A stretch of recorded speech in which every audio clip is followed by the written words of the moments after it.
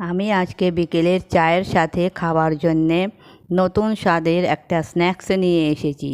এর আগে হয়তো আপনারা বাড়িতে ট্রাই করেছেন, বাট একবার আমার মতো করে দেখুন, হয়তো একটু আলাদা স্বাদ লাগতে পারে।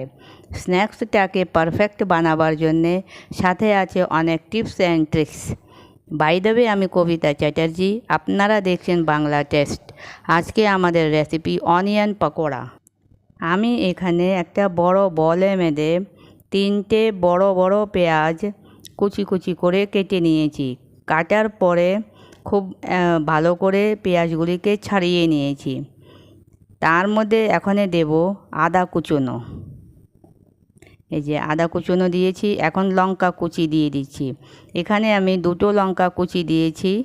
আর এখানে দিচ্ছি কাশ্মীরি রেড চিলি পাউডার। ঝাল আপনারা নিজেদের মতন দেবেন। এখানে ভাজা মশলা দিয়েছি আর কসুরি মেথি দিয়েছি। তারপরে লবণ আন্দাজ করে দিলাম। এই যে সবগুলি উপকরণ দিয়ে দিয়েছি। এখন সবগুলি উপকরণকে পেঁয়াজের সাথে ভালো করে মিক্স করে নেব। মিক্স করার পরে এই যে মিক্স হয়ে গেছে। এখন আমি সাদা তেল বড় 1 চামচ দিয়ে দিলাম। এখন তেলটাকেও ভালো করে মিক্স করে দেব পেঁয়াজের সাথে। চামচ দিয়ে হচ্ছে না সুবিধা, তা হাত দিয়ে করতে হবে। এটা দিয়েছি চালের গুঁড়ো।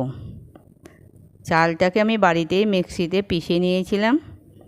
তারপরে এই যে চালের গুঁড়ো 1 কাপ নিয়েছি আমি, আর ওটাকে ভালো করে মিশিয়ে নিয়েছি পেঁয়াজের সাথে। মিশিয়ে তারপরে একটু একটু জল দিচ্ছি, অল্প অল্প জল। কেন কি পেঁয়াজের মধ্যে লবণ দেওয়া হয়ে গেছে, তো তার থেকে জল একটু ছাড়বে। তার জন্যই জলটাকে খুব আন্দাজ করে দিতে হবে। আর খুব ভালোভাবে চেপে চেপে মাখতে হবে। এই দেখুন মাখা হয়ে গেছে আমার।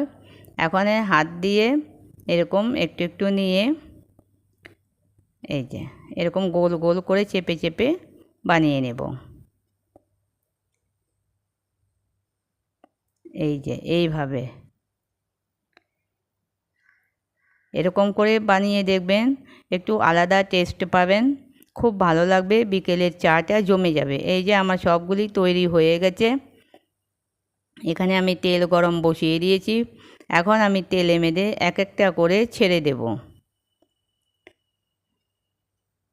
লো টু মিডিয়াম ফ্লেমে এগুলিকে ভাজবো। না হলে ফ্লেমটাকে হাই রাখলে কি হবে, উপর দিয়ে পুড়ে যাবে আর ভিতর দিয়ে কাঁচা থেকে যাবে। সেই জন্যই তেলটাকে প্রথম খুব ভালো করে গরম করে তারপরে লো টু মিডিয়াম ফ্লেম করে দেব। করার পরে এগুলিকে ছাড়বো। আর দেখুন কি সুন্দর মুচমুচে হয়েছে। ওই যে আমি এক চামচ তেল দিয়েছিলাম মাখার সময় পেঁয়াজে, সেই তেলটা দেওয়ার কারণ হলো কি পকোড়াটা খুব ভালো মুচমুচে হবে।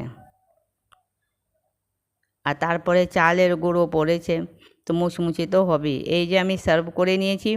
খুব বেশিক্ষণ লাগে না। হঠাৎ যদি কেউ বাড়িতে এসে যায় তাহলে এটা চটপট তৈরি হয়ে যায়। দেখুন কি সুন্দর দেখা যাচ্ছে। আমার তো দেখতেই খেতে ইচ্ছা হচ্ছে। আপনারাও এরকম বিকেলবেলায় তৈরি করে খাবেন, তারপরে আমাকে কমেন্ট করে জানাবেন কীরকম লাগলো আপনাদেরকে।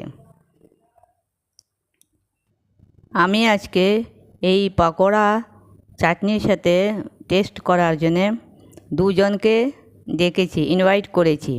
দেখুন কে, চিনতে পেরেছেন? চিনতে পারেননি?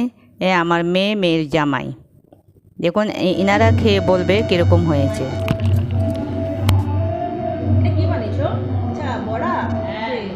বাহ, খুব ক্রিস্পি হয়েছে। বাহ, কি দারুণ! এই রেসিপিটা কিন্তু আমাকেও বলবে। খুব দারুণ, খুব ভালো হয়েছে। রেসিপি জানার জন্য আমার ভিডিওটা দেখতে হবে। সত্যি কিন্তু খুব দারুণ আর খুব টেস্টি।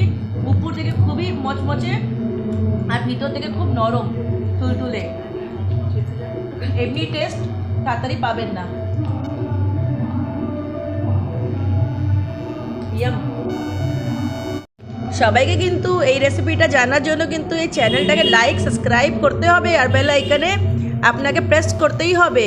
যেই যেই নতুন নতুন রেসিপিস আসবে আপনি নিজের থেকে জেনে যাবেন। Thank you.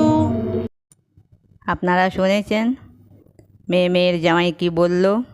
খেয়ে খুব প্রশংসা করেছে।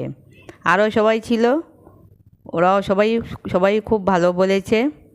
তা আপনারা দেখবেন কীরকম লাগে আপনাদেরকে। আমি আবার একটা নতুন ভিডিও নিয়ে চলে আসবো তাড়াতাড়ি। Bye bye.